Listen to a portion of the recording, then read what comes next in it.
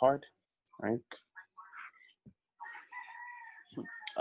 Do you actually benefit from the recording? Let me know, right? Yes, sir. Yes, You do? sir. Sir, Okay. Definitely. remember that the recording is almost like it is like a revision base, sir. So Okay. So that means a lot. That means so much right now, right? you are not wasting your time when you All record the sir. right. Thank you. All right. Let's move on. So, center of gravity is the point at which all the mass of the body may be assumed to be concentrated, right? So, we attach we attach a point when we want to determine if a system is stable or not. So that particular point is very important, right? And we'll see that in a few seconds, right? So the point through which the force of gravity is considered to act vertically downwards. So we have a particular mass here. Okay. So we have a mass here, a square, right? And we said that the point at which all the mass of the body is said to be concentrated is the center, right? The center. And then we also make an assumption, right, that the force of gravity is considered to act in this particular. All right, wait, give me a second. There's an issue out here.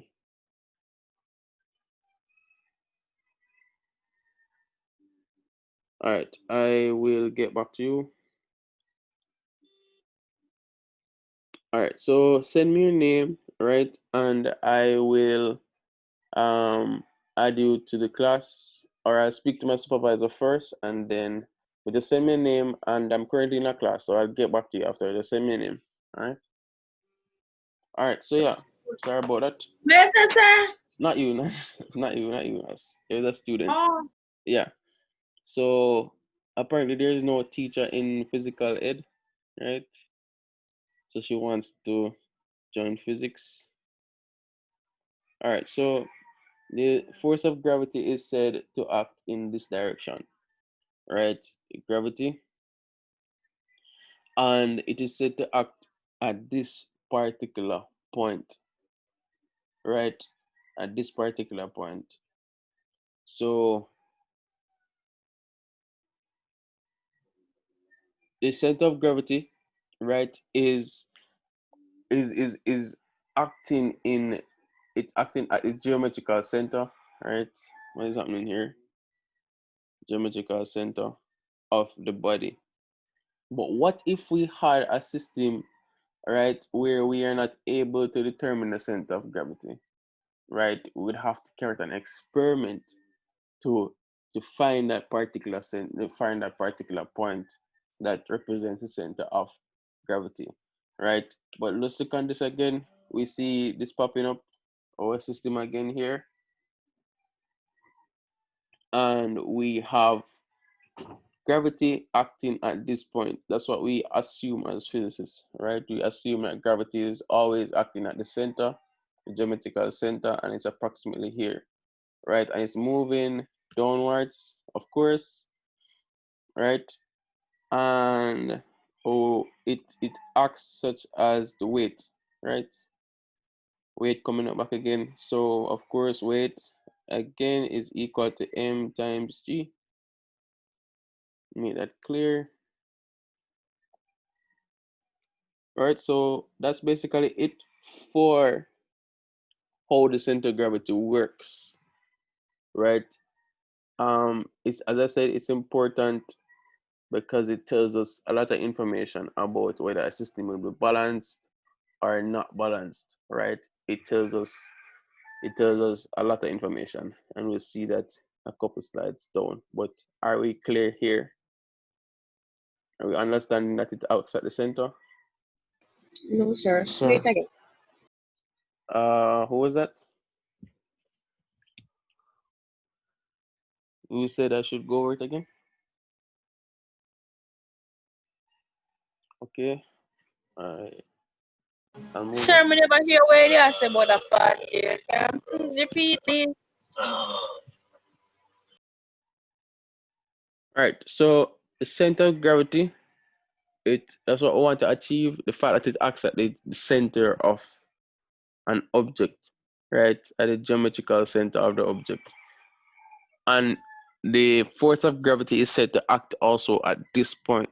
So whenever we're representing an object, right, we always attach the center of gravity here, and we always attach the weight or the force of gravity acting this point downwards. That's what we want to get, right? All right, so I believe we can move on. So manufacturers often try to make their goods with the center of gravity as low as possible in order to make them very stable. All right. So you find that a car will not be, it will not pass a certain height. If you realize cars will not pass a certain height, um, because if it goes too fast, right, then they can flip over. And you realize that race cars are not designed like regular cars. Race cars look something from sideways. It looks something like this, right? And there's a little part here for the driver, and then it comes back down, and you have the spoiler here, right? So the race cars essentially look something like this. If this was a little bit higher, you'll find that a lot of race cars would flip over, right? So what they want to get is that when the wind is attacking it, it keeps the it keeps the system down. But we're not going to aerodynamics, right? Not going to much. I just want to show you that the the um the cars are really low, and especially for faster cars, they want to make them as low as possible. They want to make them as low as possible so that they keep the center of gravity low so that the car don't flip over. So this is more common when it is the narrow part of the body that is intended for use. For example, the retard stand. So the retard stand looks something like this. I know we have seen that before, right? Retard stand looks something like this. Now this part is the heaviest part of it, right? And we always hold some very important things on the retard stand, or some persons will say the clamp stand, right? And we don't want these things to turn over and break, right? So we make the center of gravity as low as possible. So the center of gravity would be around here, right? And it would act in this direction. Force of gravity would act in that direction. And if you realize if you tilt it a little bit, it will eventually fall back because the bottom of it is low. And the same thing for Bunsen burners, wine glass, conical flasks, right? The base of these objects are very heavy, right, and low, which makes the center of gravity very low because the base of the objects are low. So they do this by making a heavy bottom and giving them a broad base, right?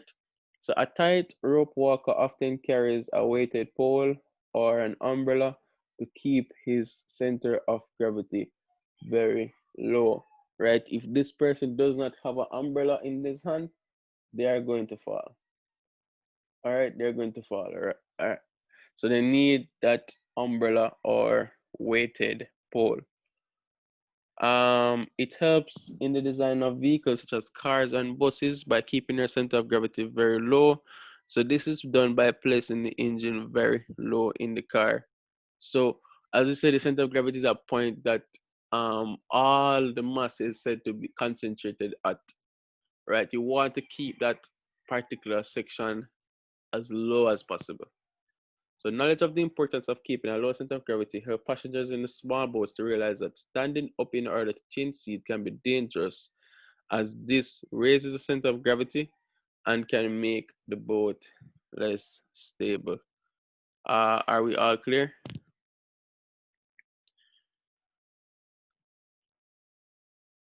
Yes, sir. Yeah, so we just want to show the importance of center of gravity. You can do further research on it, right? I would advise you to do further research because my research probably is not as extensive as needs be, but that's what we want to accomplish for today. Sir, are you going to go over this for the next class? No, I will give you the notes and then you'll get a short activity, Okay, sir. right? Or is it that you're not understanding? I understand, but I would just wanted to know. Okay. All right. So center of gravity again, as the height increase, the position of the center of gravity moves upward, and we just established that, right? As the width increase, the center of gravity moves downwards, right? What time is it? 9:28. We have 10 minutes. All right, so let's go through this quickly. Center of gravity of an irregular shaped object.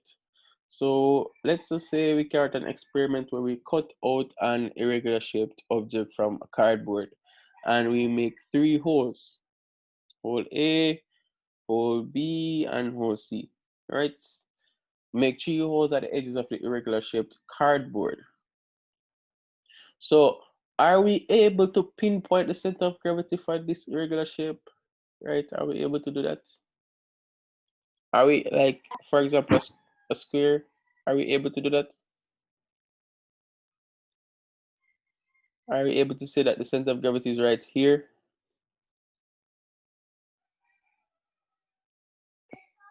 Are I we able don't know.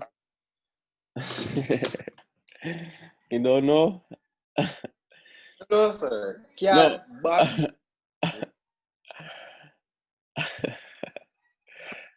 Repeat that again. Sir, you basically saying we can find the center of gravity for a box, right? Yeah. And sir, I said I don't know Okay. because I never thought of that before. Yeah, that just how the space can be. All right. That's fair. That's fair enough. So, um, we can't. It is impossible to determine the center. We can't just say that the center of gravity is right here because we realize that it is. We have some deformations here. We have a deformation here. If it was like a circle, right, then we could say the center of gravity is right here. But it's an irregular shape, so we have to use other methods of finding the center of gravity. Very easy method, and you do this when we start to do labs, right? Hopefully, which will be soon. We're arranging it right now, right? So yeah, the next step. So we want to suspend the object to swing freely on a needle or a nail through one of the holes created. So we get back our clamp stand or our retort stand and we attach the nail to it. We place our object or our regular shaped object on the nail in A. We place it in A and we attach a um a string with a mass attached to it. So we call this the plumb line, plumb uh, plumb line, right? Right, you'll see this popping up again, right? You'll see this popping up again in future lectures or future, right? So this is called a plumb line, and we attach a plumb line to the needle or nail and mark its position on the cardboard. So we do something like this. We use our ruler with the help of our ruler, and we draw a straight line coming down from that plumb line. And we do the same thing for B. We place it on the nail, and then we draw a straight line coming down, and we do the same thing for C, and we attach the nail here, and we make a straight line going that way. And So, sir, wherever, Justin, Miss Robinson, sir, all your finding gravity, where the that's gravity is. that's what we're gonna do though. That's what we're gonna do though, right? I see that we're all anxious to find out how how are we going to determine this, right? So where all these lines intersect, right? So we draw a line for A, we draw a line for B, B will be about here, right? And C will be around here, right? It's not perfect, right? All right, I'm just stop because it's not gonna work out, right? But where all these lines intersect, that is our center of gravity, right? Where all these lines intersect. Put this back. Plumb line, and we see that over here. So repeat steps 3 and 4 for the remaining holes, marking the positions of the plumb lines carefully, right? Locate the intersection of the 3 lines. This indicates the center of gravity of your objects. Wow, that was beautiful, right? Seemed that we had no way to figure it out, but we always, as physicists, find a way, right? Are we all clear? Yes, sir. All right. Any questions? Please stop me. Please interrupt me. Sir, is the center of gravity like a number or just like the center of gravity? It's a point. Like one measurement, not like that? Like, is it a specific measurement that we must find, or yeah, or anything like that, sir, or just the center in the diagram? It's just the center, right? So the syllabus says to determine the location of the center of gravity. You're not going to calculate anything, right? And as I said, center of gravity of a variety of regular and irregular shapes, solids, including lamina, right? Lamina would be our plumb line. So plumb line for lamina, right? Lamina, sorry, would be the irregular shape. Yeah. So you do a plumb line for that particular. So that's all that's required, right? Surprising, right? Surprising, but that's all that's required. And relate the stability of an object to the position of its center of gravity and its weight. We did that here, right? We did that here on these two slides. So as the height increase of the height of the object, as the height of the object increase, the position of the center of gravity moves upwards, and as the width increases, the center of gravity moves downward. No, I want us to do, no, let me go back. I want us to do this, right? So we're going back to moments for a brief second. If we have 4 newtons here and we have 5 newtons here, the system was not balanced, so we didn't have the same amount of moments for each system, right? So let's balance the system. If we keep the 4 newtons at 4 newtons, like what we did at the beginning of the class, at 0.25, let's try and find the position of this at which from the center at which the system is balanced. All right. So what is our moment for here? So let's bring it out. Principle of moments.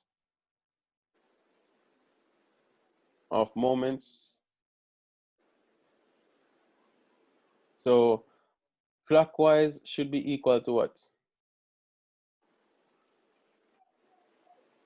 Clockwise moment should be One equal to what?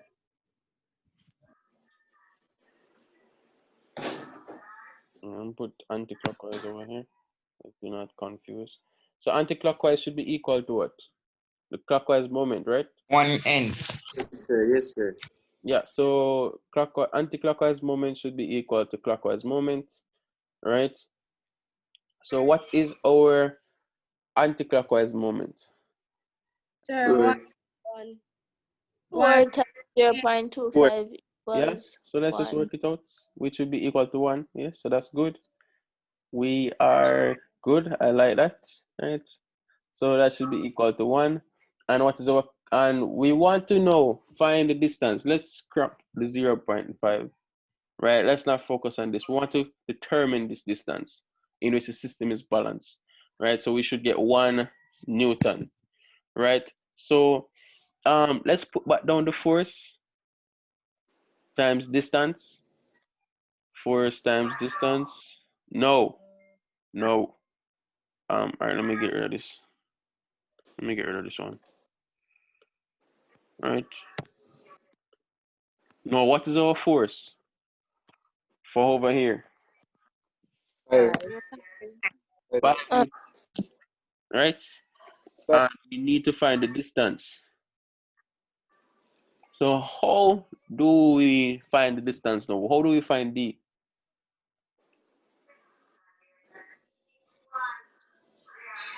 So we go to Divide exactly what? What are we dividing? sir, the one NM, sir, by the, I don't know, by the 5, sir. Yeah, I don't, so you're correct. We divide both sides by 5, right? yes, sir. Yeah, because we want to get rid of this 5. Are we all seeing that? You want me to go over it again? Yes, sir. Yes, sir. Come in and see that. All Yes, right, sir. no problem. Uh, the anti-clockwise moments. Let's start from the beginning again. I see a message in the chat. Okay, all right, no problem, Miss Edwards. So we have two systems here, and we want to combine these two systems. We want to essentially have the 5 newtons here. That's what we want to achieve. Right? We want to have the 5 newtons here. No, we want to find the distance of this 5 newtons where the system is balanced. That's what we want to accomplish.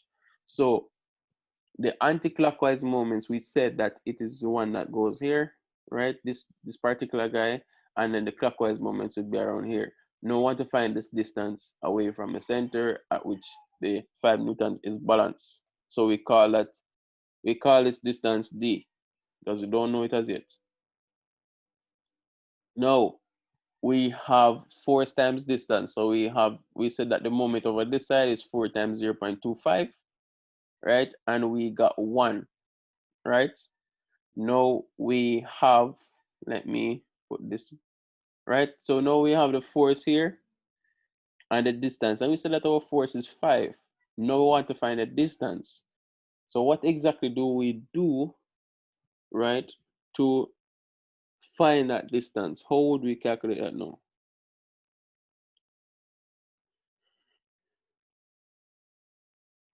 Right? What would you do again? Divide. Yeah, so we divide both sides by 5, right? yes, sir. Yeah, we divide both sides by 5. These two 5s cancel, right? So we have D equals to 1 over 5. And what is that in our calculator again? 0.2. 0.2. All right, 0.2 apples, 0.2, 0.2 yams. What is the unit? Meters. Newton meters. Right? So are we clear? We understand this now? Yes, sir. All right. Thank you, Mr. Alric. Anyone else? Confirmation? Please Yep, stop yep. me. All right. You go say 5 into 1. Go again. You go say 5 into 1, right? Forget your answer. Yeah, 1 divided by 5. All right. Okay, so if there are no more questions, we'll end here. Time is up.